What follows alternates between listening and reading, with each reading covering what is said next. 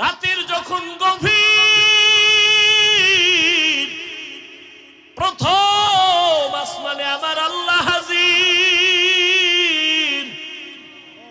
অতিও গভীর হয় রজনী যখন, নীরবে প্রভুর নাম জপিও তখন। প্রভুর করুণা যদি পাইবারে চাও, গভীর রাতে উঠে প্রভুর গুণগান গাও। জোহরে পাই না, আসরে পাইলাম না, ফজরে পেলাম না, মাগরিবে পেলাম না, এশায় পেলাম না। এখন আমি আল্লাহর সিয়ায়, আমি আল্লাহ নিজে আইসা ডাকতেছি, আলা মিন মুস্তাগফিরিন ফাগফির আলাহ, উদউনি আস্তাজিব লাকুম। বান্দা তুই আর কত ঘুমাবি? নীরব টাইমে তোর একটু ডাকতে আসছি, উঠা আমারে আল্লাহ বলে একবার ডাক দে। নদীর মাছও ঘুমায়, পাখিরাও ঘুমায়, জঙ্গলের প্রাণী ঘুমায়। আমি আল্লাহ ফাঁকে আইসা ডাকি, বান্দা একবার আমি আল্লাহরে ডাক দাও। একটা বাসায় যাইয়া রাত্র 12টায় দরজা ধাক্কাবি, কেউ খুলবে না। মোবাইলে রিং দিবি, রিসিভ হবে না।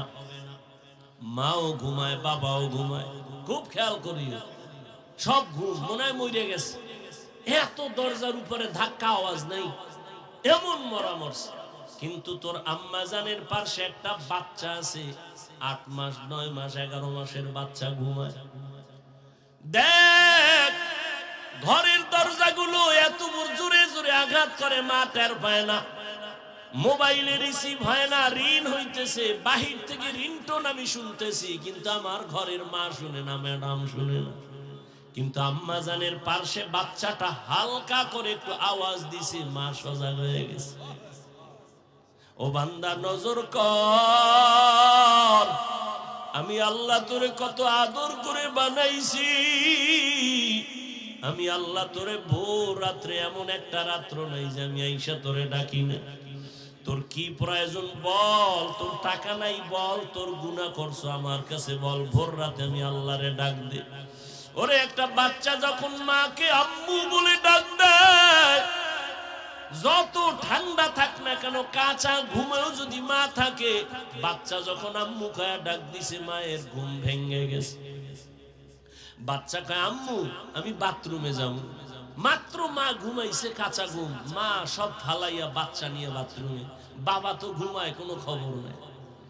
আল্লাহ বলেন দেখ তোর মা আসল কাঁচা ঘুম বাদ দিয়ে তোর একটা ডাক শুই না তাড়াতাড়ি বাথরুমে নিয়ে গেছে। আইসা মা শুইছে, আবার আর একটা বাচ্চা ডাক দিছে, আমার গরম লাগে কাঁথা দাও, ঠান্ডা লাগে কাঁথা দাও, লেপ কম্বল দাও। মা আবার ওই বাচ্চার আবদার পূরণ করে।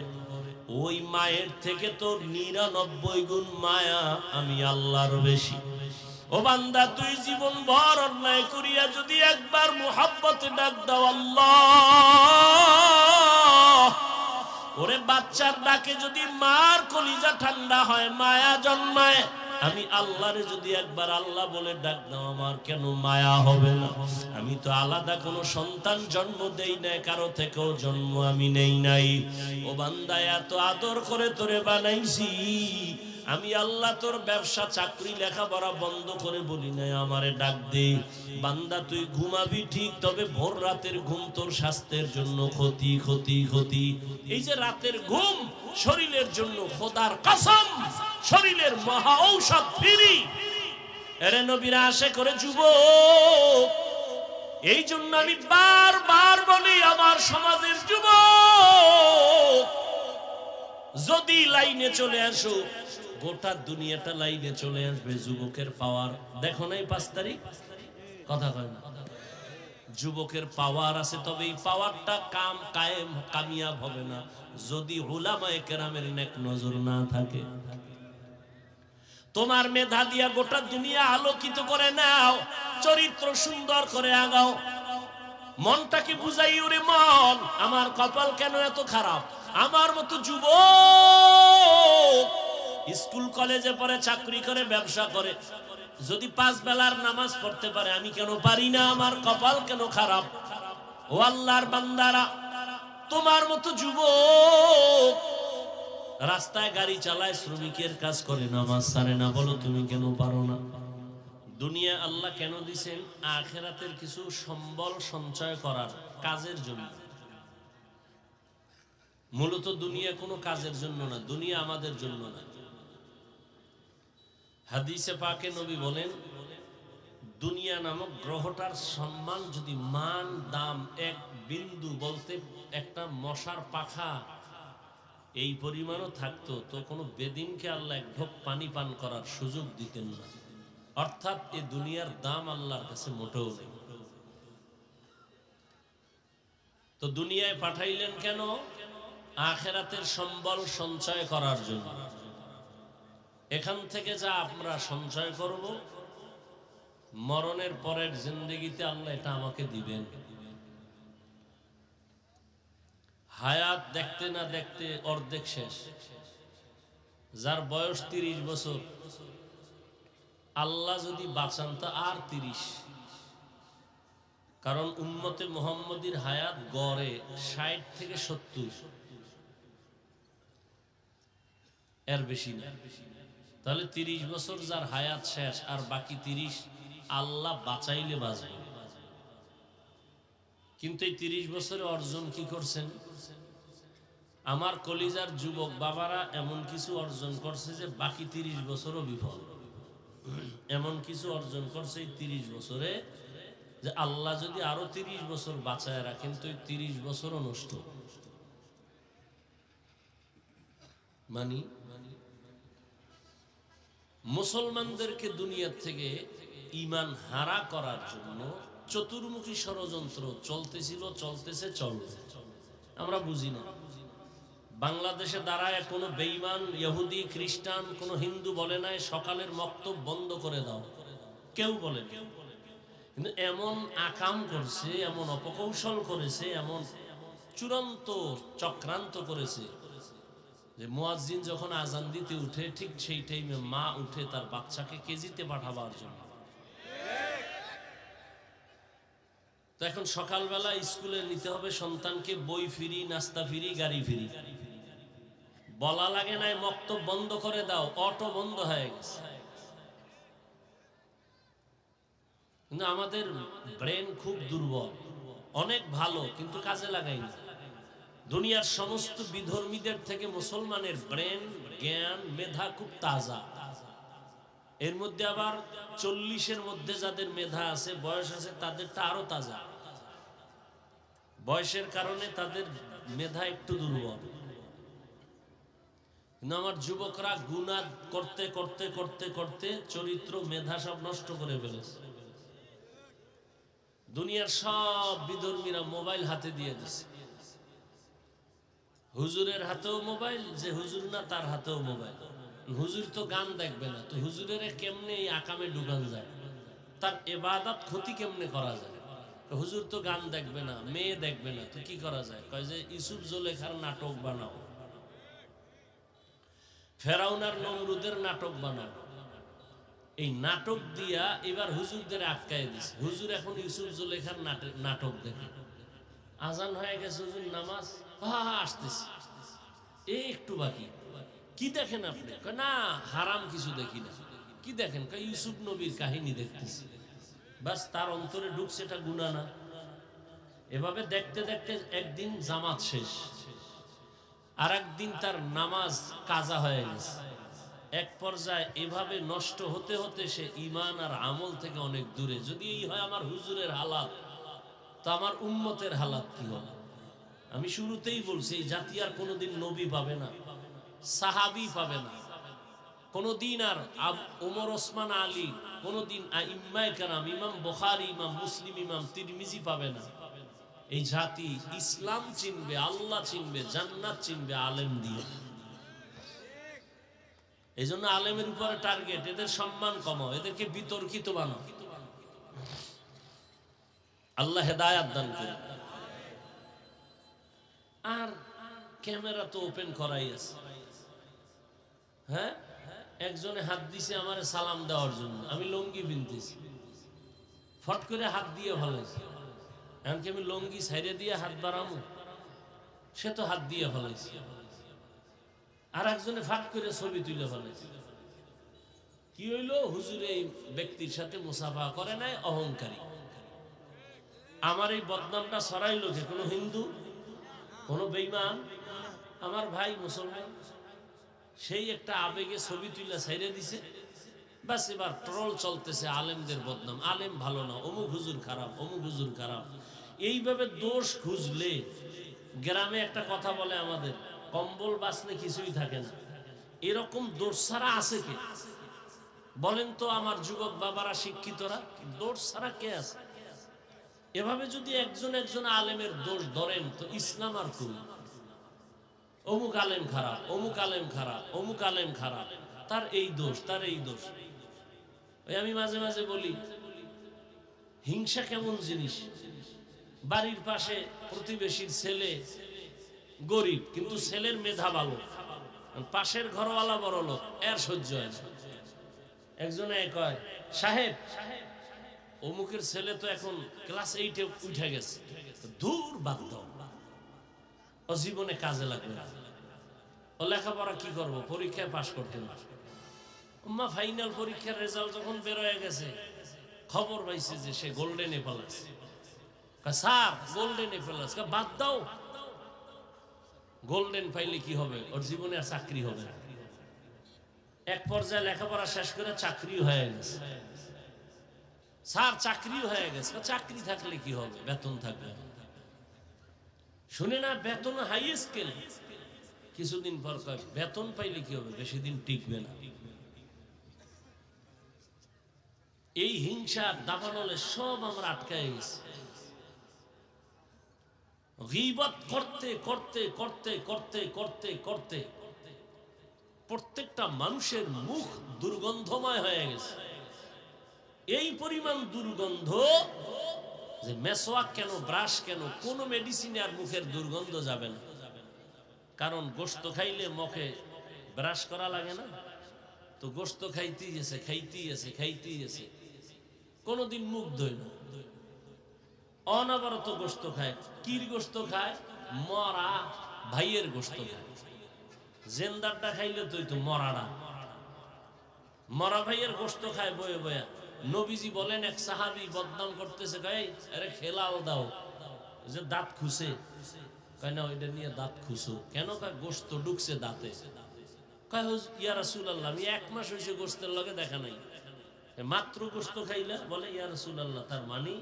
বলে এই যে তুমি অমুকের বদনাম বললা, আল্লাহর কোরআন মরা ভাইয়ের গোশত খাওয়ার সমতুল্য, খেলাল করো। আল্লাহর রাসূল বলেন গীবত এটা জিনা করার থেকেও মারাত্মক। ইয়া আইয়ুহাল্লাযীনা আমানু ইজতানিবু কাসীরাম মিনাজ-যন ইন্না বা'দাজ-যন্নি ইসমুন ওয়া লা তাজাসসু ওয়া লা ইয়াগতাব বা'যুকুম বা'যা আইয়ুহিব্বু আহাদুকুম আন ইয়াকুলা লাহমা আখিহি মাইতান ফাকারিহতুমুহু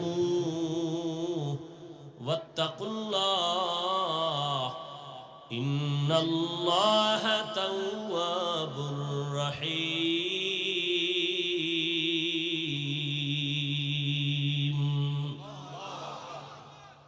আল্লাহ বলেন, হে মুমিন, তোমরা খারাপ ধারণা থেকে নিজেকে বাঁচাও।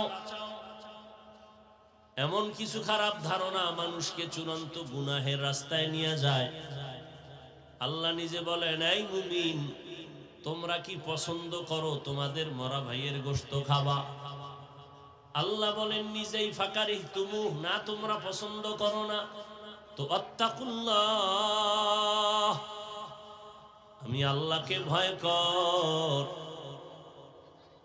আমি আল্লাহর ভয় অন্তরে জমা করে গীবত থেকে নিজেকে বাঁচাও।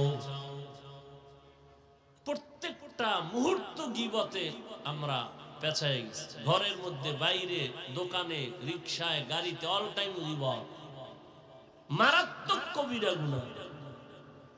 শুধু কি তাই, গীবতের মারাত্মক একটা ক্ষতি হলো, যে ব্যক্তি যার গীবত করে তার গুনাহ তার আমলনামায় চলে আসে। না, মারাত্মক একটা ক্ষতি। ভাই, নিজের গুনাহ মাফ করাইতে পারি না, বদনাম বইলা আর একজনের গুনাহ নিজের কাঁধে নিতেছি। মুসলমান হিসেবে তো একটু চিন্তা করা উচিত।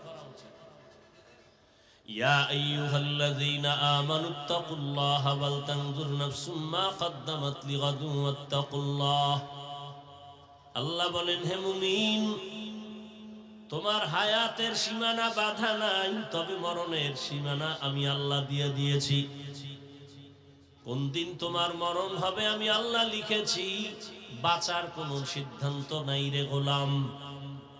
একদিন আমার দরবারে আসতেই হবে।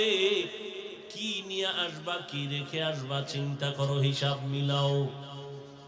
এরে নবীর উম্মত আশিক, আল্লাহ পাক রব্বুল আলামিন বলেন, আখিরাতের চিন্তা অন্তরে নিয়ে যদি কোনো আমল করতে চাও, আল্লাহর ভয় তাকওয়া অর্জন করা ছাড়া এটা সম্ভব হবে না।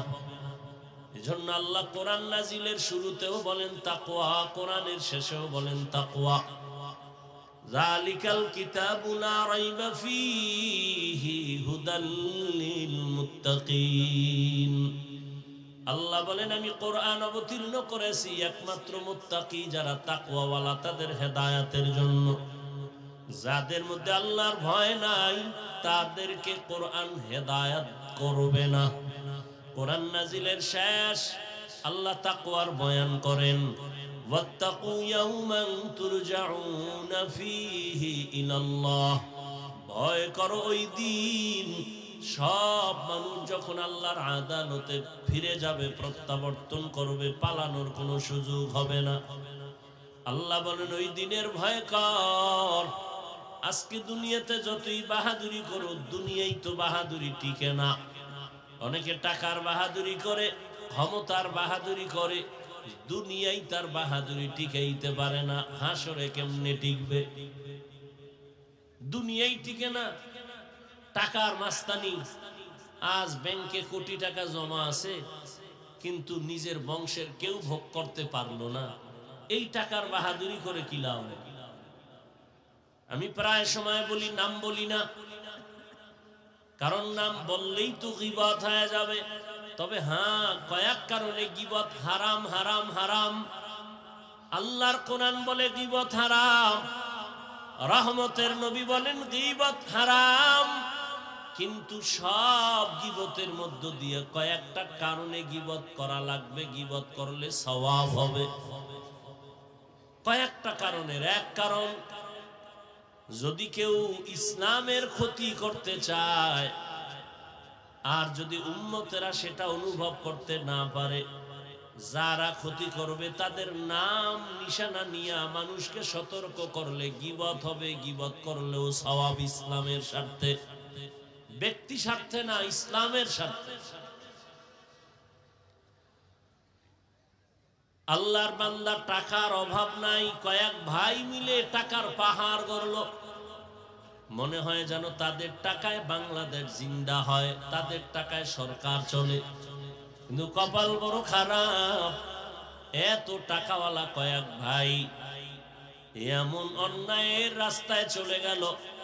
মা কয়েকদিন আগে মারা গেছে, এক ভাইও মায়ের জানাজায় উপস্থিত হতে পারে নাই। এই টাকা, এই বাহাদুরি করে কি লাভ হবে? যে মায়ের জানাজায় যেতে পারলো না কেন? চাইলে পারতো, যায় না কেন? যে জানাজায় গেলে মায়ের খাইবো, ফিডা খাইবো। এই পরিমাণ তাদের চরিত্র ভালো। আল্লাহ হেদায়েত দান করুন। এরে আল্লাহর আশিক, আল্লাহ তাআলা দুনিয়া আমাদের পাঠাইছেন আখিরাতের সম্বল সঞ্চয় করো। দুনিয়া নামক গ্রহটার কোনো মূল্য নাই। বিউটি পার্লারে গিয়ে অনেক কালো মানুষ সাদা হয়ে গেছে, এই সাদা দেইখা পাগল হইও না। অনেক কালো মানুষও সাদা হইয়া বিবাহের সিঁড়িতে বসে। বোকা অনেকে বুঝে না, কিছুক্ষণ পর চেহারায় রৌদ্র লাগে, পানি লাগে, আর সাদা থাকে না, সুন্দর থাকে না। দুনিয়া নামক এই সুন্দর বিউটি পার্লারের মতোই দেখা যায়। চক্ষু দুইটা বন্ধ হয়ে যাবে। তোমার আমার আপন যারা, তোমার আমার নিজের গায়ের জামা কাপড় খুলিয়া রেখে তিনটা সাদা কাফনের প্যাকেট বানায় কবরে পৌঁছায় দিবে।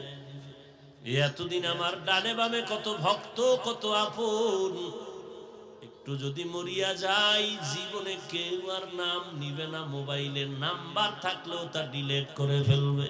আজকে আমি বলি আমার ঘড়ি, আমি মইরা গেলে ঘড়িটা আর একজনের হাতে দিয়ে বলবে এটা আমার। আমার মোবাইল একজনে টেলিফোন করবে, হাফিজ ভাই কোথায়, আমি মইরা গেছি জানে নাই, আর একজনে টেলিফোন ধইরা বলবে কারে দিছো, কায় হাফিজ, কই হাফিজের মোবাইল নেটা আমার মোবাইল। তাহলে আমার আমার যাই বলো কিছুই তো কিন্তু তোমার আমার না। এমন কি চিন্তা করে দেখলাম মরণের জায়গা যে কবর, এটাও তো আমার না। এরে আল্লাহর গোলাম, দুনিয়ায় তোমার কাজ একটা, আখিরাতের বাজার করো। দুপুর বেলা ঘরের মধ্যে মেহমান আসবে, খানা খাইবা, কি পাক হবে ম্যাডাম বলে তাড়াতাড়ি কোম্পানিগঞ্জ বাজারে যাও, মুরাদনগরে যাও, মাধবপুরে যাও, কসবা যাও, বাজার করে নিয়ে আসো। দুপুরে মেহমান আসবে, আপনি বাজারে চলে গেলেন, বাজারে গিয়া ইলিশ মাছ কিনলেন, রুই মাছ কিনলেন, গুড়া মাছ কিনলেন, অনেক তরি তরকারি কিনিয়া বাসায় দিলেন, রান্না হয়ে গেল। এবার খাইতে বসিয়া যদি বলেন আমি ইলিশ খাবো না, রুই খাবো না, আমার এই রূপ চাঁদা দাও, বিবি বলবে তুমি কিনিয়া যা আনছো তাই দিতে পারবো। হাজারবার চাইয়া ঝগড়া করতে পারবা, রূপচাঁদা মাছ আমি তোমাকে দিতে পারবো না, কারণ তুমি আনো নাই, চাইলেও দেওয়া সম্ভব না। বাজারে গেছো বান্দা, বাজারে গিয়ে যদি তুমি বাজার যাই করে ঘরে নাও, খানার বেলায় দুপুরে তাই পাইবা। এই দুনিয়াতে তুমি যে কাজ করবা, পরকাল জীবনে তুমি তাই পাইবা। দুনিয়াতে নামাজ আপন বানাও, কবরে হাসরে পুলসিরাতে নামাজ তোমাকে সহায় হয়ে কাজ করবে। দুনিয়াতে আল্লাহর কোরআন তেলাওয়াতকে আপন বানাও, কবর পরকাল জিন্দেগি হাসর নাসরে তোমার কোরআন সহযোগিতা করবে। ক্বালা রাসূলুল্লাহ সাল্লাল্লাহু আলাইহি ওয়া আলিহি ওয়াসাল্লাম, ইযা উযিআল মাইয়িতু ফি কবরিহি জাআল কুরআনু ইনদা রাসিহি ওয়াস সালাতু আন ইয়ামিনিহি ওয়াস সিয়ামু আন শিমালিহি ওয়া সাইরুল হাসানাতি ইনদা রিজলাইহি। নবী বলেন মানুষ যখন মরে যায় কবরে রাখে চার জিনিস, চার দিক থেকে তার সহযোগিতায় দাঁড়ায়। মাথার কিনারায় দাঁড়ায় কোরআন, ডান পার্শ্বে নামাজ, বাম পার্শ্বে থাকে তার সহযোগিতার জন্য রোজা, পায়ের কিনারায় থাকবে নেক আমল। ফেরেশতা আসবে প্রশ্ন করার জন্য, নিষেধ করা হবে আসবে না। কে নিষেধ করছো? বলে আমি এই বান্দার প্রিয় বন্ধু কোরআনুল কারীম। ডান পার্শ্বে যাবে আসবা না, কে নিষেধ করছো? বলে আমি তার নামাজ। বাম পার্শ্বে যাবে আসবা না, কে নিষেধ করলা? বলে আমি এই বান্দার বন্ধু রোজা। পায়ের কিনারায় যাবে বলবে আসবা না, কে? বলে যাবতীয় নেক আমল, মেসওয়াকের আমল, দস্তরখানের আমল। আল্লাহর নবী বলেন ওই কবর তখন বান্দার জন্য জান্নাতের বিছানার ব্যবস্থা হয়ে যাবে। ও আল্লাহর বান্দারা, অনেকে তো কবরের আযাব বিশ্বাস করে না, শুধু করেই না, আযাব নাই বলিয়া বহু বয়ান ইউটিউবে ছাড়তেছে পর্ব আকারে। কবরে কোনো আযাব হবে না। চরমনাইর সৈয়দ ইসহাক রাহমাতুল্লাহ আলাইহি তিনি বলতেন, বাবা কবরে যদি আযাব না হয় ধন্যবাদ, আমিও পেরেশান মুক্ত, তুমিও পেরেশান মুক্ত, কোনো টেনশন নেই। কিন্তু কবরে আযাব হবে তে সন্দেহ নাই, বহু দলিল। হবে না তোমার কথা মেনে নিলাম, যদি কবরে কোনো আযাব না হয়, আমি টুপিওয়ালারও কোনো চিন্তা নাই, তুমি গাঞ্জাখোরেরও কোনো চিন্তা নাই। কিন্তু কবরে গিয়া যদি দেখো নামাজ না পড়ার কারণে আযাব হয়, বলো বাবা সেই দিন তোমার উপায় কি হবে, আমার উপায় কি হবে? আর আযাব হওয়ার তো দলিল প্রমাণ অভাব নাই।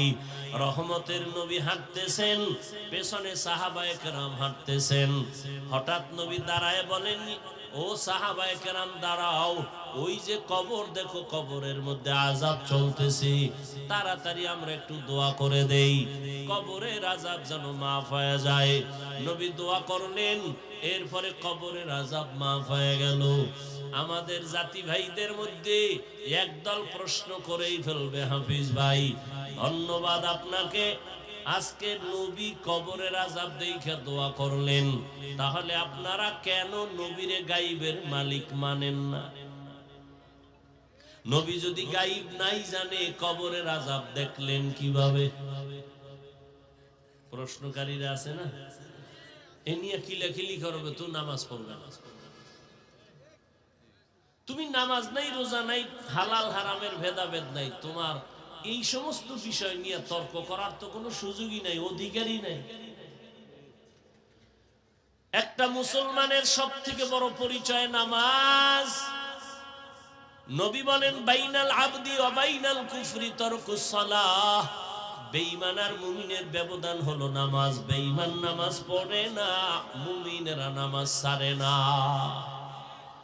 আল্লাহ বলেন বান্দা দুনিয়াতে তোরে পাঠাইলাম, আখিরাতের সম্বল অর্জন কর, তোর দুনিয়াতে চলার জন্য যা প্রয়োজন সব আমি আল্লাহ অগ্রিম আয়োজন করে দিলাম।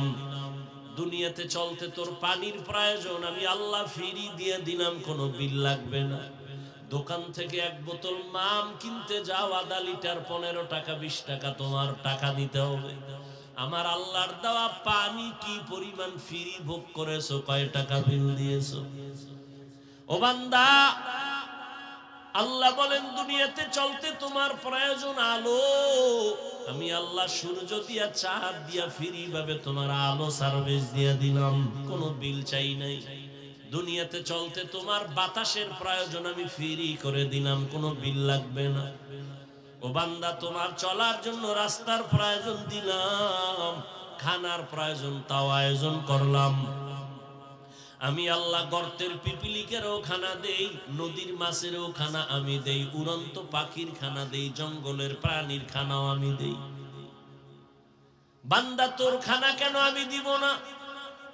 বরং সারা দুনিয়ার যত প্রাণীরে খানা দেই, সব থেকে প্রিয় খানা এবং হালাল পিওর খানা তোমার জন্য আমি ব্যবস্থা করেছি। মানুষের খানা এত সুস্বাদু, এত পিওর এবং কাবার করে দিয়েছেন যেন নষ্ট না হয়। তুমি ভাত খাবা, চালের দরকার, কাবার লাগাই দিছেন। তুমি রুটি খাবা, গমের দরকার, কাবার দিয়ে দিছেন।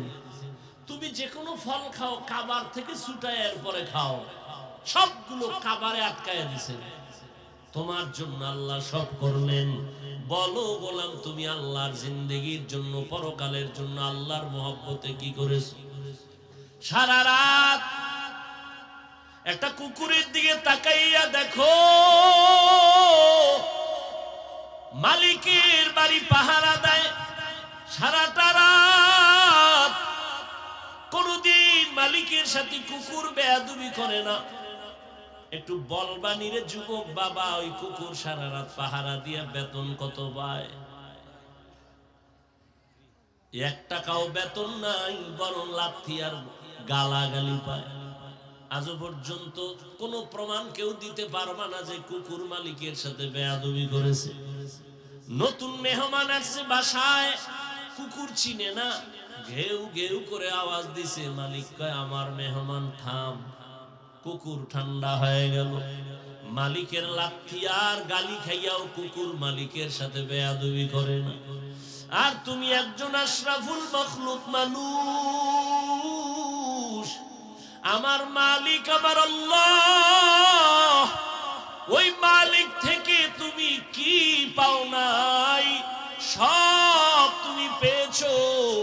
আল্লাহর দেয়া পানি তোমার বাবায় দেয় নাই, আল্লাহর দেয়া সূর্যের আলো, চাঁদের আলো, জমিনের ফসল খাও, গাছের ফল খাও, আমার আল্লাহর দেওয়া তোমার বাবা দেয় নাই।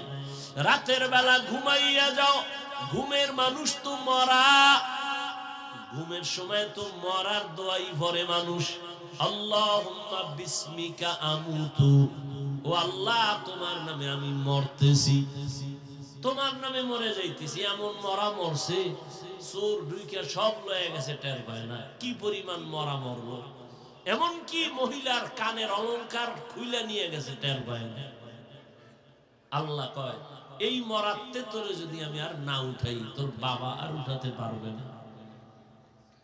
মহামারী করোনার ভেতরে কত প্রাণ আমি নিয়ে গেলাম, করোনার বাতাস কিন্তু তোর গায়েও লাগছে রে যুবক। আমি আল্লাহ তোকে নিয়ে যেতে পারতাম, আমি তোর জীবনটা বোনাস দিয়ে দিলাম, তওবা করে সঠিক পথে চল। মহামারী করোনা আমি আল্লাহ তোরে নেই নাই, তোর আপন কত বন্ধুরে নিয়ে নিলাম। ডেঙ্গুতে তোর কত আপন চলে গেল, আমি তোকে নেই নাই।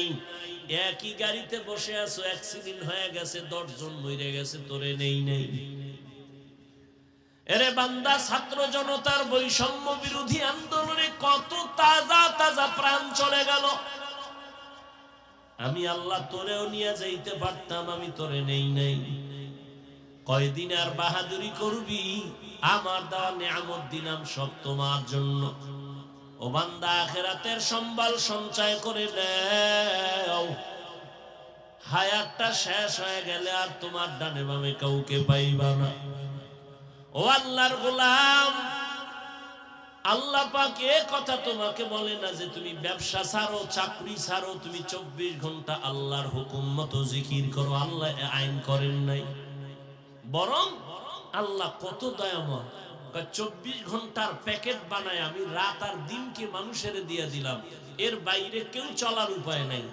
তবে এই 24টা ঘন্টার থেকে 22 ঘন্টা সময় তোমার ব্যক্তি কাজে দিয়ে দিলাম, যাও। এই 24 ঘন্টার 22 ঘন্টা তুমি ব্যবসা করো, চাকরি করো, লেখাপড়া করো, পার্সোনাল কাজে ব্যয় করো। থাকলো কয় ঘন্টা? মাত্র 2 ঘন্টা সময়।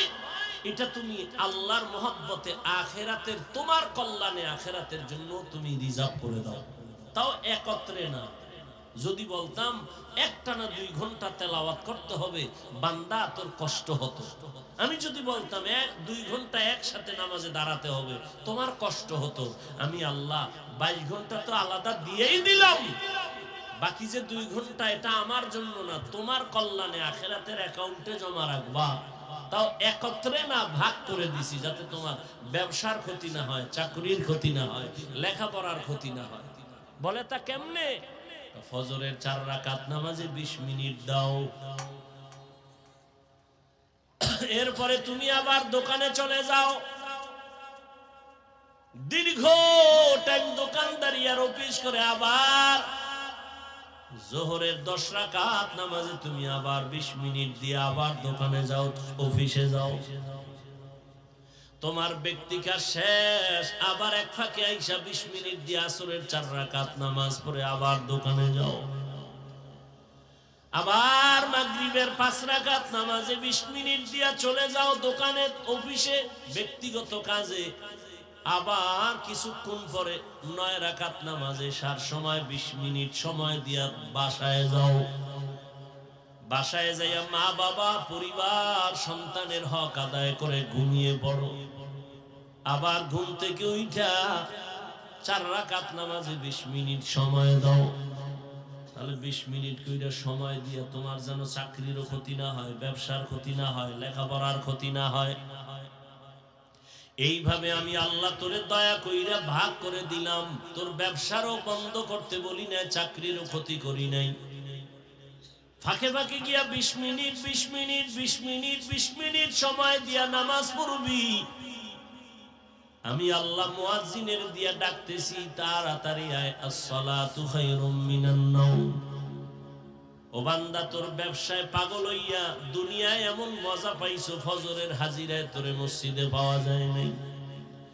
আমি আল্লাহ রাগ করিয়া খানা বন্ধ করি নাই, বাতাস বন্ধ করি নাই, সূর্যের আলো বন্ধ করে দেই নাই। তুই দরওয়াজা জানালা বন্ধ করে সারাটা রাত একটা মোবাইল হাতে নিয়ে কবিরা গুনাহ কবিরা গুনাহ কবিরা গুনাহ দেখে দেখে রাত কাটাইছো। আল্লাহর দেওয়া রাতের ঘুম ছিল তোর শরীরের জন্য মহা ঔষধ। বান্দা, তুই ঔষধ ব্যবহার করো নাই, সারা রাতের ঘুম তুই গুনাহ দেখা দেখা কাটায় দিছো। চেহারাটা আয়নার কাছে নিয়ে দেখ, তোর চেহারার মধ্যে কোনো নূর নাই। আমি আল্লাহ তোর গুনার কারণে, তোর মা জানে না, বাবা জানে না, আমি আল্লাহ তো দেখছি তুই কানের মধ্যে গানের তার লাগায় সারা রাত গুনার কাজ করেছ। আমি আল্লাহ রাগ করিয়া পানিও বন্ধ করি নাই, এমনকি ঘুমের মধ্যে তোর চেহারাও পাল্টাই নাই। যে অন্য নবীর উম্মতের চেহারা পাল্টাইছিলাম, তোরটা পাল্টাই নাই কেন? আমার মায়ার নবীর উম্মত, এই জন্য পাল্টাই নাই। তুই আমার মায়ার নবীর উম্মত, আমি আমার নবীরে কতটা মায়া করি। মুসা নবী আমার বন্ধু, ঈসা নবী আমার বন্ধু, ইব্রাহিম আমার বন্ধু, ইউসুফ নবী আমার বন্ধু, ইসমাইল আমার বন্ধু, মুহাম্মদ আমার বন্ধু। তবে ব্যবধান, সব নবী রাসূল আমি আল্লাহ তাআলার আশিক, আর আমি আল্লাহ নিজে শুধু মুহাম্মদের আশিক। ইমামুল আউয়ালিনাল আখিরিন বহরে সাদকা রাহমাতাল লিল আলামিন। কেমন নবী? ওই নবীর উম্মত হওয়ার কারণে তোর গুনাহ করার পরও চেহারা পাল্টাই নেই। অন্য নবীর উম্মতেরা গুনাহ করলে আমি ঘুমের মধ্যে চেহারা পাল্টায় বানর বানায় দিতাম, শুকরের মতো বানায় দিতাম। তুই এর থেকে গুনাহ কম করো না, পাল্টাই না কেন? তুই যে আমার মায়ার নবীর উম্মত। তবে দুনিয়ায় কিছু না কইলেও তোর করায় গন্ডায় হিসাব নিমো রেডি থাক। এরে গোলাম, ফজরের নামাজে ডাকছি আও নাই, আবার আমি জোহরে ডাক দিলাম হাইয়া আলাস সালাহ, তোরে জোহরের হাজিরায় পাওয়া যায় নাই। রাগ না করি আবার আসরে ডাকা হলো, আসরও তোরে পাওয়া যায় নাই। মাগরিবে ডাকা হলো, তুই নাই। ব্যবসা ব্যবসা, চাকরি চাকরি, ব্যক্তি কাজে ব্যয় করিয়া মাগরিবেও নাই, এশার নামাজেও তোরে পাওয়া যায় নাই। আমি আল্লাহ রাগ এখনো করি নাই, বরং আমি আল্লাহ এবার নিজে রেডি হয়ে গেছি, তোরে ডাকতে আমি আসতেছি। এবার আমি আসতেছি, এতক্ষণ মুয়াজ্জিনের দিয়ে ডাকাইছি, এবার আমি আসতেছি। রাতের যখন গভীর, প্রথম আসমানে আমার আল্লাহ হাজির। অতিও গভীর হয় রজনী যখন, নীরবে প্রভুর নাম জপিও তখন। প্রভুর করুণা যদি পাইবারে চাও, গভীর রাতে উঠে প্রভুর গুণগান গাও। জোহরে পাই না, আসরে পাইলাম না, ফজরে পেলাম না, মাগরিবে পেলাম না, এশায় পেলাম না। এখন আমি আল্লাহর সিয়ায়, আমি আল্লাহ নিজে আইসা ডাকতেছি, আলা মিন মুস্তাগফিরিন ফাগফির লাহ, উদউনি আস্তাজিব লাকুম। বান্দা তুই আর কত ঘুমাবি? নীরব টাইমে তোর একটু ডাকতে আসছি, উঠা আমারে আল্লাহ বলে একবার ডাক দে। নদীর মাছও ঘুমায়, পাখিরাও ঘুমায়, জঙ্গলের প্রাণী ঘুমায়। আমি আল্লাহ ফাঁকে আইসা ডাকি, বান্দা একবার আমি আল্লাহরে ডাক দাও। একটা বাসায় যাইয়া রাত্র 12টায় দরজা ধাক্কাবি, কেউ খুলবে না, মোবাইলে রিং দিবি, রিসিভ হবে না। মাও ঘুমায়, বাবাও ঘুমায়, খুব খেয়াল করিও। সব ঘুম, মনে হয় মরে গেছে। এত দরজার উপরে ধাক্কা, আওয়াজ নাই, এমন মরা মরছে। কিন্তু তোর আম্মা জানের পাশে একটা বাচ্চা আছে, 8 মাস 9 মাস 11 মাসের বাচ্চা ঘুমায়। দেখ, ঘরের দরজাগুলো এত জোরে জোরে আঘাত করে, মা টের পায় না। মোবাইলে রিসিভ হয় না, রিং হইতেছে, বাহির থেকে রিংটোন আমি শুনতেছি, কিন্তু আমার ঘরের মা শুনে না, ম্যাডাম শুনে না। কিন্তু আম্মা জানের পাশে বাচ্চাটা হালকা করে একটু আওয়াজ দিছে, মা সজাগ হয়ে গেছে। ও বান্দা, নজর কর, আমি আল্লাহ তোরে কত আদর করে বানাইছি। আমি আল্লাহ তোরে ভোর রাত্রে, এমন একটা রাত্র নাই যে আমি আইসা তোরে ডাকি না। তোর কি প্রয়োজন বল, তোর টাকা নাই বল, তোর গুনাহ করছো আমার কাছে বল, ভোর রাতে আমি আল্লাহরে ডাক দে। ওরে, একটা বাচ্চা যখন মাকে আম্মু বলে ডাক দেয়, যত ঠান্ডা থাক না কেন, কাঁচা ঘুমেও যদি মা থাকে, বাচ্চা যখন আম্মু কয়া ডাক দিছে, মায়ের ঘুম ভেঙে গেছে। বাচ্চা কয়, আম্মু আমি বাথরুমে যাব। মাত্র মা ঘুমাইছে, কাঁচা ঘুম, মা সব ফালাইয়া বাচ্চা নিয়ে বাথরুমে। বাবা তো ঘুমায়, কোনো খবর নাই। আল্লাহ বলেন দেখ তোর মা আসল কাঁচা ঘুম বাদ দিয়ে তোর একটা ডাক শুই না তাড়াতাড়ি বাথরুমে নিয়ে গেছে। আইসা মা শুইছে, আবার আর একটা বাচ্চা ডাক দিছে, আমার গরম লাগে কাঁথা দাও, ঠান্ডা লাগে কাঁথা দাও, লেপ কম্বল দাও। মা আবার ওই বাচ্চার আবদার পূরণ করে। ওই মায়ের থেকে তোর 99 গুণ মায়া আমি আল্লাহর বেশি। ও বান্দা তুই জীবন ভর অন্যায় করিয়া যদি একবার মুহাব্বতে ডাক দাও আল্লাহ, ওরে বাচ্চার ডাকে যদি মার কলিজা ঠান্ডা হয়, মায়া জন্মায়, আমি আল্লাহরে যদি একবার আল্লাহ বলে ডাক দাও, আমার কেন মায়া হবে না? আমি তো আলাদা কোনো সন্তান জন্ম দেই নাই, কারো থেকেও জন্ম আমি নেই নাই। ও বান্দা এত আদর করে তোরে বানাইছি, আমি আল্লাহ তোর ব্যবসা চাকরি লেখাপড়া বন্ধ করে বলি নাই আমারে ডাক দে। বান্দা তুই ঘুমাবি ঠিক, তবে ভোর রাতের ঘুম তোর স্বাস্থ্যের জন্য ক্ষতি ক্ষতি ক্ষতি। এই যে রাতের ঘুম শরীরের জন্য খোদার কসম শরীরের মহা ঔষধ ফ্রি। তবে চিকিৎসা বিজ্ঞানীরা লিখেছে গুগলে আকাম করো কা মোবাইলে, ভালো করার তো মোবাইলে বহুত অপশন আছে, নাই? আজকে গুগলে সার্চ দিবি, ব্রেন নিয়ে সার্চ দে, ইউটিউবে সার্চ দে ব্রেন কি, এই খালি ব্রেন নিয়ে গবেষণা ইউটিউব দেখবি, তোর 1 মাস লাগবে এটা বুঝতে। এবার কাগজ কলমে লিখবি ব্রেনের কতটা অপশন আছে ভেতরে, এগুলো কিভাবে কিভাবে তৈরি।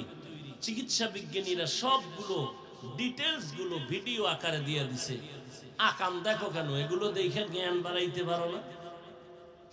জীবনে কি নিয়ে মরবি? বরদোয়া, মায়ের বরদোয়া, বাবার বরদোয়া, শিক্ষকের বরদোয়া, এই শুধু মোবাইলকে কেন্দ্র করে তোর জীবনটা চূড়ান্ত নষ্ট করে ফেললি। না মা তোরে ভালো জানে, না বাবা ভালো জানে, না শিক্ষক ভালো জানে, না আলেম ভালো জানে। তুই এখন মরলে তোর মাও খুশি মনে মনে, যেন একটা বালা মুসিবত দূর হয়ে গেছে। কারণ এই ছেলের চরিত্র এত খারাপ যে কোথাও গিয়া লজ্জায় মুখ দেখাতে পারি না। তুই মরে যাবি, তোর মা খুশি। এবার বুঝ তোর কপাল কত খারাপ। জীবনে কি অর্জন করেছ? মা বাবার বরদোয়া, শিক্ষকের বরদোয়া, এই শুধু মোবাইলকে কেন্দ্র করে বেয়াদবি বেয়াদবি বেয়াদবি। না চরিত্র আছে তো, না লেখাপড়া আছে, কিচ্ছু নাই। এই মোবাইল দেখতে দেখতে চোখের পাওয়ার শেষ, কিডনি শেষ, হার্ট শেষ, বিবেক শেষ, চরিত্র শেষ। গুগলে সার্চ দে, হুজুরের কথা তো মানবি না, তোর কপাল খারাপ। গুগলে সার্চ দে, চিকিৎসা বিজ্ঞানীরা ডিটেলস লিখে দিছে টাচ মোবাইলে শরীরের কোন কোন অঙ্গের ক্ষতি হয় দেখ। এরপরও দেখবি ইউটিউবে কোরআন তেলাওয়াত দেখতে পারো না? মক্কা মদিনার ইমামের তেলাওয়াত শুনবি, দিল ঠান্ডা হবে, একসময় চোখে বানিয়ে যাবে। মানুষের এই দেহ নিয়ে গবেষণা করতে পারো না যে মানুষটারে কেমনে আল্লাহ বানাইছে? চিকিৎসা বিজ্ঞানীরা অধিকাংশ এগুলি দেখে মুসলমান হয়ে যায়। এজন্য আল্লাহ কোরআন শরীফে বলছে, তুমি আমি আল্লাহকে কই খুঁজো, অফি আনফুসিকুম আফালা তুবসিরুন, নিজের মধ্যে খোঁজ, আমি আল্লাহর পরিচয় পেয়ে যাই। এজন্য বহু বৈজ্ঞানিক এই মানুষের গবেষণা করে করে করে করে করে করে মুসলমান হয়ে গেছে। খালি ব্রেন নিয়ে গবেষণা করো, হার্ট নিয়ে গবেষণা করো, দেখবা তোমার চোখ খুলে যাবে। ভিন্ন নেশা করো কেন? কি হতে চাও বলো? রাস্তার পাগলও তো নিজের ভালো বুঝে, তুমি তার থেকেও খারাপ। তোমার তো একটা গন্তব্য নির্ণয় করে চলা উচিত। তুমি কই যাবা? তোমার টার্গেট কি? একটা টার্গেট দিয়ে চলো। তোমার তো কোনো টার্গেটই নাই, উদ্দেশ্য নাই, চলতেছো খাইতেছো বাবারটা। আল্লাহ না করুন যুবক, আল্লাহ বিবেক দিছে, বিবেক দিয়ে একটু বলো তো, আল্লাহ না করুন যদি আজকে বাবা মরে যায়, টোটাল সংসারের হিসাবটা তোমার মাথায় চলে আসবে না? এবার তুমি কেমনে সংসার চালাইবে? আছে কোনো চিন্তা তোমার? তুমি বাবার টাকা চুরি করো মোবাইলে এমবি ভরার জন্য, মায়ের টাকা চুরি করো, ও টাকা তো তোমার বাবার না। কোনো বাবা নিজের জন্য কামাই করে না, সন্তানের জন্য, পরিবারের জন্য করে। বাবা না খায় থাকে দুঃখ লাগে না, সন্তান না খায় থাকলে কষ্ট পায়। বাবা না ঘুমাইলে কষ্ট নাই, সন্তান না ঘুমাইলে কষ্ট পায়। প্রত্যেকটা পুরুষ জীবন পণে কষ্ট করে, ঘাম ঝরায়, ঘুম মারে, শুধু সন্তানের শান্তির জন্য, পরিবারের শান্তির জন্য। না বুঝে ঘরের মহিলা, না বুঝে সন্তানগুলো যদি বুঝতো, কোন স্ত্রী স্বামীর সম্পদ খেয়ানত করত না, কোন সন্তান বাবার টাকা চুরি করত না। অথচ করতেছো, মূলত নিজের সম্পদ নিজে নষ্ট করতেছো। একটা কথা লিখে রাখো, ভুলে গেলে আবার ক্ষতি হবে, বলে যাই লিখে রাখবা। যেই সম্পদ, মূল সম্পদ যে কামাই করে বাবা, ওখান থেকে যদি স্ত্রী বা সন্তান খেয়ানত করে, কোটি টাকা কামাই করলো ওই সংসারে কোনোদিন বরকত হবে না, আল্লাহর কসম। তাহলে তুমি তোমার সম্পদ নষ্ট করো। বাবাই মরে গেলে তো তুমিই মালিক। একটা মহিলা চিন্তা যদি করতো, স্বামী মরে গেলে তো আমার, তাহলে আমি কেন এই সম্পদ খেয়ানত করি? এই চিন্তাই তো নাই। গুনাহের পথে সম্পদ ব্যয় করে নিঃস্ব হয়ে যায় সন্তান, খবর না। জীবনে কি অর্জন করেছে? আমি যে এতক্ষণ বয়ান শুনাইছি তোমাকে, যুবকদেরকে বলছি, আমি কি একবারও বলছি আমি পাস করলি পড়ছি তোরাও পড়, নাইলে জাহান্নামে যান? বলছি? আমি কওমি মাদ্রাসার সন্তান, তুমি কওমিতে যাও, না হয় জাহান্নামে যেতে হবে, বলেছি? আমি তাবলিগের লাইনের সন্তান, আমি পীরের মুরিদ, একবারও বলছি তুমি তাবলিগ আর পীরের কাছে না গেলে ধ্বংস? বলি নাই। কি বলি এবার শুনি। তাহলে আমি কি বলতে চাই?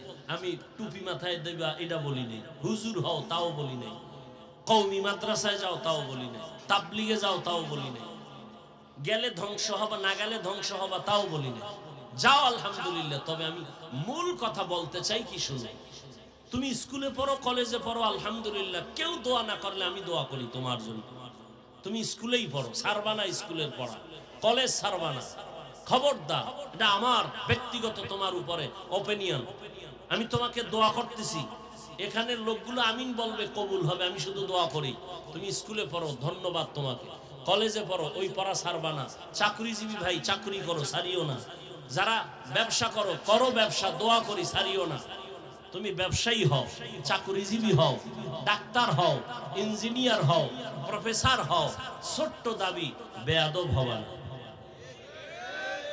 আমার ওয়াজ তোমার জন্য এতটুকুই, বেয়াদব হবা না। যদি ডাক্তার হইয়া বেয়াদব হও, তাসলিমার মতো জুতা খায়া দেশ থেকে পালাতে হবে। অতএব ডাক্তার হও, তবে ডাকাত হয় না, বেয়াদব হয় না। বলবে বেয়াদব মানি, তিনটা পয়েন্টে বেয়াদবি চূড়ান্ত, করলেই তোর ধ্বংস, খোদার কসম ধ্বংস হবেই হবে তোর জীবন। তিনটা স্থানে বেয়াদবি করলে, মা বাবা, শিক্ষক, ওলামায়ে কেরাম। মা বাবার সাথে বেয়াদবি করবি, আল্লাহর জাতের কসম তুই মরার আগে পঙ্গু হয়ে যাবে, তোর কপালে শান্তির মরণ হবে না। শিক্ষকের সাথে বেয়াদবি করবি, তোর বিদ্যার জগৎ থেকে তুই রাস্তার পাগল হয়ে যাবে। আমি বহু পাগল দেখছি রাস্তায় শীতের দিনে হাঁটে, ল্যাংটা, কিন্তু ইংলিশে কথা বলে। ভাবতাম, অনেক আগের কথা, ভাবতাম পাগল কেন ইংলিশ বলে, পাগল কেন আরবিতে কথা বলে। আমি দেখেছি, আল্লাহ সাক্ষী, কি পাগল হয়ে কি ইংলিশ শিখলো না? ভেবে ভেবে বহুদিন পরে আমার দিলে আসলো, না, এই পাগল হয়ে ইংলিশ শিখে নাই, আরবি শিখে নাই। স্কুলের ভালো ছাত্র ছিল, বেয়াদবি করে পাগল হয়েছে। মাদ্রাসার ভালো ছাত্র ছিল, শিক্ষকের সাথে বেয়াদবি করে পাগল হয়েছে। নাম্বার 3, আলেমদের সাথে বেয়াদবি করবা না। চাই সেটা দূরের থেকে হোক, কাছের থেকে হোক, ডাইরেক্ট হোক, ইনডাইরেক্ট হোক, করলে কি হবে? জীবনে চরিত্র আর ভালো করতে পারবো না। কারণ এই দুনিয়ায় মা, আমি হাফিজুর রহমানের জন্য দোয়া করছে ঠিক, কিন্তু এই চেয়ারে বসানোর ক্ষেত্রে আমার আম্মা জান দোয়া করছে, হাতে কলমে আমাকে এই পর্যন্ত উঠানের পেছনে আমার সব থেকে অবদান আমার শিক্ষক, আমার উস্তাদ। আমাদের বরিশালের গ্রামে কয়, সন্তানরে ভূত, শিক্ষক বানায় পুত, অর্থাৎ সন্তান মানুষ বানায়। তো যেই শিক্ষক তোমাকে শিক্ষিত বানালো, সায়েন্স শিখাইলো, দস্তখত শিখাইলো, বাংলা কথা বলা শিখাইলো, ইংলিশ শিখাইলো, আরবি শিখাইলো, সে তোমার কাছে আজকে খারাপ হয়ে গেল একটা মোবাইলের কারণে। ডাক্তার হও, আদোবালা ডাক্তার হও, ইঞ্জিনিয়ার হও, আদর্শবান ইঞ্জিনিয়ার হও, জীবন ধন্য হয়ে যাও। কবি নজরুলের ইতিহাস পড়ো, তোমার মতো সারা রাত মোবাইলে যদি আকাম করত, কোনদিন কবি নজরুল হতে পারত না। তুমি কি হতে চাও? সারা রাত মোবাইলে গুনাহ করে কি হতে চাও? এরে আমার কলিজার যুবক, জীবনে তো কম গুনাহ করো নাই, বলো আর কত রাত তুমি ঘরের মধ্যে মোবাইলে কবিরা গুনাহ করলে তোমার মনের আশা মিটবে, তারপরে তওবা করবা। এরে আমার কলিজার যুবক, জীবনে তো মেয়েদের চরিত্রের উপরে হামলা কম করো নাই। বেয়াদবি মাফ করিও, বুঝাবার জন্য বলি। আর কত মাইয়ার জীবনটার উপরে হামলা করার পরে তোর মনের আশা মিটবে, তারপরে তওবা করবি বল। জীবনে তো পার্কে পার্কে কম ঘুরো নাই, আর কত শতবার পার্কে গেলে তোর মনের আশা মিটবে, তারপরে তওবা করবি বল। আজকে পায়ে ধইরা ধইরা বয়ান করে যুবক, যদি এই বয়ানটা 12 মাস না 6 মাস যদি হিন্দুদের মন্দিরে যায় করতাম, ওরা সব মদিনার আশেক হয়ে যেত। অথচ তুই মুসলমান, এত বড় মহামারী গেল, এরপরেও তওবা করো না রে বাবা। অথচ এবার বাস্তবে আসো, দেখো তো তোমার মতো যুবক জীবনে মাদ্রাসায় পড়ে নাই, আলিফ বাতাও শিখে নাই। বলো তোমার মতো যুবক স্কুলে পড়ে, কলেজে পড়ে, জেনারেল লাইনে থাকিয়াও 5 বেলার নামাজ পড়ে সত্য কথার সাক্ষী দেওয়া আসেনি। বাস তোমার ওয়াজ শেষ। তুমি এবার একা একা খালি সব সময় চিন্তা করবা আমার কপালে কার অভিশাপ লাগছে। তোমার লাইনের যুবকটা যদি স্কুলে পড়ে নামাজ পড়ে, তুমি কেন পারো না? তোমার কপাল কেন খারাপ? তোমার মতো যুবক রাস্তায় গাড়ি চালায়, নামাজ ছাড়ে না, বলো তুমি কেন পারো না? তোমার কপালে কার অভিশাপ লাগছে একটু ভাবো রে বাবা। তোমার মতো যুবক র্যাব, আর্মি, পুলিশ, বিডিআর এর চাকরি করে, নামাজ ছাড়ে না, বলো তুমি কেন পারো না? তোমার মতো সন্তান ওসি, ডিসি, এসপি, উকিল, ব্যারিস্টার, ডাক্তার, প্রফেসর, ইঞ্জিনিয়ার, নামাজ পড়ে, দাড়িওয়ালা, ঢাকা বিশ্ববিদ্যালয়ে যাও, জাহাঙ্গীরনগরে যাও, এরকম আরো কলেজে ঘুরো, দেখবা স্কুলে পড়ে কলেজের ছাত্র, বিশ্ববিদ্যালয়ের ছাত্র, মাথায় পাগড়ি লাগানো, লম্বা জামা, লম্বা দাড়ি। কিও তুমি কোন মসজিদের খতিব? বলে না কোন মসজিদে যাব কেমনে, আমি আরবি তো ভালো পারি না। তাহলে এই হালাত কেন? তুমি কোথায় পড়ো? বলে আমি জাহাঙ্গীরনগরে পড়ি, ঢাকা কলেজে পড়ি। তোমার রং কেন এমন? বলে আল্লাহর খাঁটি আলেম যারা, তাদের নেক নজর লাগছে। মা বাবার দোয়া পাইছি, শিক্ষকের দোয়া পেয়েছি। সেদিন একটা সন্তান কলেজে পড়ে বা মাদ্রাসায় গিয়া আমার মতো জামা পরা দোয়া চাইতেছে, হুজুর দোয়া নিতে আসছি। কি কোন মাদ্রাসায় পড়ো? কয় না মাদ্রাসায় ভরি না, কলেজে ভরি। কলেজে পড়ে হালাত কেন? আমি নিয়ত করছি আর পড়বো না, মাদ্রাসায় যাব। কোন ক্লাসে পড়ো? কয় আমি 9 শেষ করে ফেলেছি, আমি 8, 9 শেষ করেছি, এখন বাদ দিয়ে দিতে চাই। আমি বললাম কার পরামর্শ? কয় আপনার। আমি কি মাত্র আসলি আমার সামনে, তুই আবার পরামর্শ নিছস? কয় না নেই নেই, তো নিবিনি, মানবিনি। বলে আমি বললাম কলেজ আর ছাড়া যাবে না, ওয়াদা কর। কলেজে থাইকা ডাক্তার হবি, তোর মতো ধর্মীয় লাইনের আল্লাহর মোহাব্বত আলা ডাক্তার দরকার, ইঞ্জিনিয়ার দরকার, এমপি দরকার, এসপি দরকার। কারণ আমার দেশের সব এসপি, ডিসি, ওসি যদি 5 ওয়াক্ত নামাজি হইতো, আমার এই সমাজে কোরআনের বয়ান করতে কোনো বেনামাজি সুদখোরের অনুমতি নেওয়া লাগতো না। এরে নবীর আশিক উম্মতের দল, আজকে তুমি নাক টেনে ঘুমাও দেশ স্বাধীন স্বাধীন বলিয়া। এত চালাকি করিও না রে বাবা, বেশি নাচানাচি কইরো না, পিডা কিন্তু আবার আসতেছে কপালে। কারণ দেশ স্বাধীন যদি হইতো, চট্টগ্রামে আইনজীবীর গলায় ছুরি চালায় কেন? এই নিমো হারাম, ধান্দাবাজার, চান্দাবাজের গোষ্ঠী স্বাধীন স্বাধীন বলে স্লোগান দাও। কিসের স্বাধীন? মুসলমান স্বাধীন বলবে ওই দিন যেদিন ইসলামের স্বাধীন হবে। স্বাধীন বলে নাক টেনে ঘুমাবি স্বাধীন। এদেশের মাদ্রাসা মসজিদের কমিটিতে কোনো বেনামাজি থাকবে না যেদিন। কিসের স্বাধীন বলো? শিয়ালের হাতে মুরগি দিয়া আমানত নিছো 3 দিনের। শিয়াল কোনদিন মুরগি দিবে? শিয়ালের হাতে মুরগি আমানত রাখা যেমন বোকামি, ধর্মের চাবি সুদখোর বেনামাজির হাতে দেওয়া তেমন বোকামি। দিছে কারা? জিব্রাইল। এই সুদখোর বেনামাজির হাতে ধর্মের চাবি দিছে কে? জিব্রাইল। কে দিয়েছে? আমরা কইতে লজ্জা লাগে, ভোটের আগের রাত্রে পচা পায়খানা খাইছো টাকার নামে, লজ্জা লাগে নাই? বাথরুমে গিয়া 10 গ্রাম তাজা পায়খানা খাইতা, হালাল সাবান দিয়ে কুলি করতা, গন্ধ শেষ। কিন্তু প্রার্থীর থেকে যে টাকা খাইছো, ও জাহান্নামের আগুন দিয়ে কুলি করা লাগবে না, গন্ধ যাবে না। স্বাধীন স্বাধীন বলো না, কিসের স্বাধীন? আমি চরমনের মাঠে বলেছি, কাফনের কাপড় রেডি রাখ, আবার আন্দোলন করতে হবে। মুসলমানের আন্দোলন একবার না, জালেমের বিরুদ্ধে আন্দোলন করতে হবে বারবার। কোন জালেমকে ছাড় দেওয়া হবে না। ওলামায়ে কেরাম ক্ষমতা চায় না, এই জাতির মুক্তি চায়। তোমরা ক্ষমতায় থাকো, কিন্তু জুলুম করলে আবার আন্দোলন হবে। ওলামায়ে কেরামের মতো তোমার আপন বন্ধু কেউ নাই, সব চান্দাবাজ আর ধান্দাবাজ। একমাত্র নিঃস্বার্থ তোমার বন্ধু ওলামায়ে কেরাম, আর কেউ না। ছাত্র জনতার বৈষম্য বিরোধী আন্দোলনের সফলতার চাঁদ উঠছে ওই সময় যখন আলেম ওলামা মাঠে নামছে ছাত্র নিয়ে। এর আগে সফলতার চাঁদ উঠে নাই। কিন্তু এত সুন্দর বিজয় হওয়ার পরে কোন আলেম বলছে আমাকে ক্ষমতায় নাও?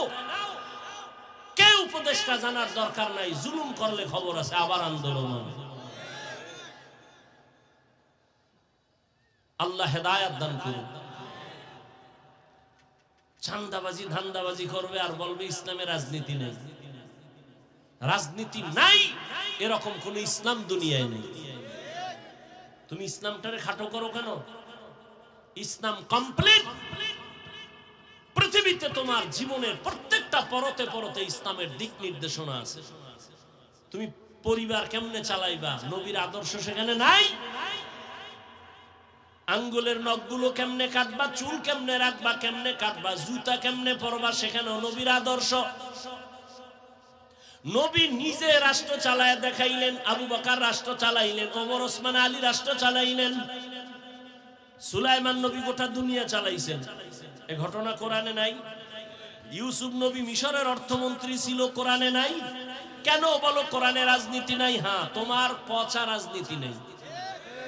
মানুষ জবাই করো, বাড়ি ঘরে আগুন জ্বালাও, এগুলো ইসলামে নাই। ইসলামে আছে মালিক যেই প্লেটে খাবে, গোলাম ওই একই প্লেটে খাবে। ইসলামে আছে কর্মচারী কাজ করবে, ঘাম ঝরার আগে বেতন দিয়ে দাও। আর চান্দাবাজি ধান্দাবাজির রাজনীতি হলো বেতন পাবি না, আন্দোলন করবি, পুলিশের ভিড়া খাবি, বেতন পরে খাবি। এরে নবীরা আশা করে যুবক, এই জন্য আমি বারবার বলি আমার সমাজের যুবক যদি লাইনে চলে আসো, গোটা দুনিয়াটা লাইনে চলে আসবে। যুবকের পাওয়ার দেখো নাই? 5 তারিখ কথা কয় না, যুবকের পাওয়ার আছে, তবে এই পাওয়ারটা কামিয়াব হবে না যদি উলামায়ে কেরামের নেক নজর না থাকে। তোমার মেধা দিয়া গোটা দুনিয়া আলোকিত করে নাও, চরিত্র সুন্দর করে আগাও।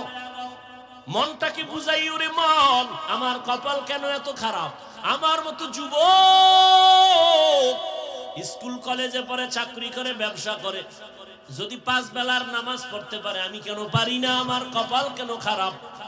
ও আল্লাহর বান্দারা, তোমার মতো যুবক রাস্তায় গাড়ি চালায়, শ্রমিকের কাজ করে, নামাজ ছাড়ে না, বলো তুমি কেন পারো না? ও পর্দার আড়ালের আম্মা জানেরা, এতক্ষণ আপনাদের সন্তানদের যত বয়ান শুনাইলাম, এগুলো বাস্তবায়নের জন্য আপনার দোয়া লাগবে, অবদান লাগবে। মা বাবার অবদান ছাড়া এগুলো কোনোদিন বাস্তবায়ন সম্ভব না। এ দুনিয়ায় যত ভালো ভালো সন্তান আসছে, সব হলো মায়ের দোয়ার কারণে। গাছ ভালো হলে তো ফল ভালো হবে, মায়ের আদর্শ ভালো হলেই তো সন্তান ভালো হবে। খাজা মঈনুদ্দিন চিশতি আজমিরি রহমাতুল্লাহ আলাইহি মদিনাতুল মুনাওয়ারা থেকে ভারতে আসছেন কালেমার দাওয়াত নিয়ে। আজমিরে এখন তার মাজার পড়ে আছে।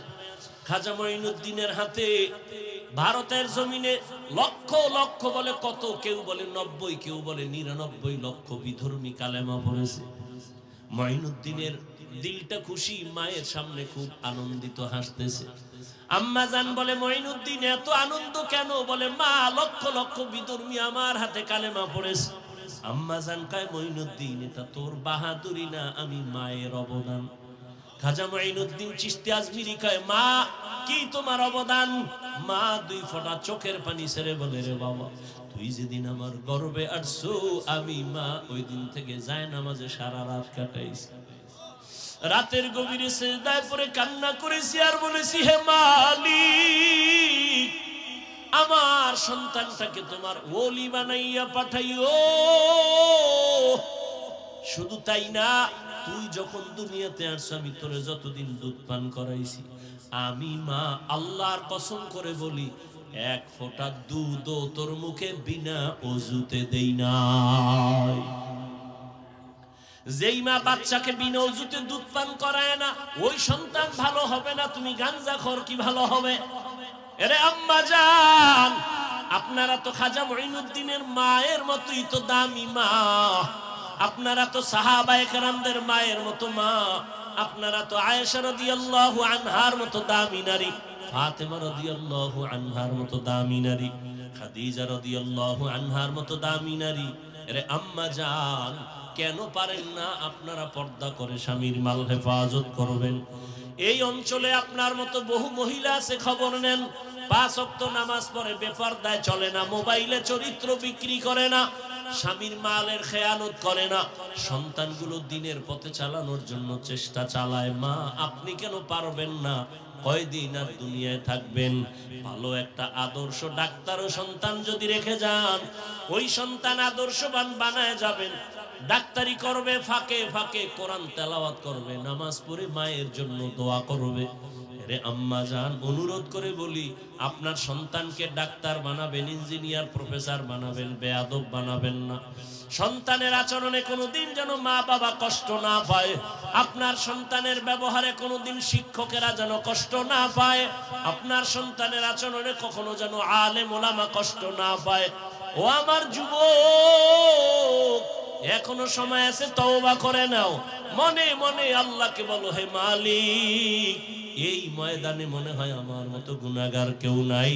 জীবনে কত দাড়ি কাটলাম, বেপরদায় চললাম, নামাজ ছাড়লাম, কত আর এই বাহাদুরি করব, তো দিন দিন দুর্বল হয়ে যাই, রোগ বেড়ে গেছে, কোন দিন যেন মরণ আসবে। আল্লাহ তওবার নিয়ত করতেছি, আর নামাজ ছাড়বো না, দাড়ি কাটবো না, বেপরদায় চলবো না।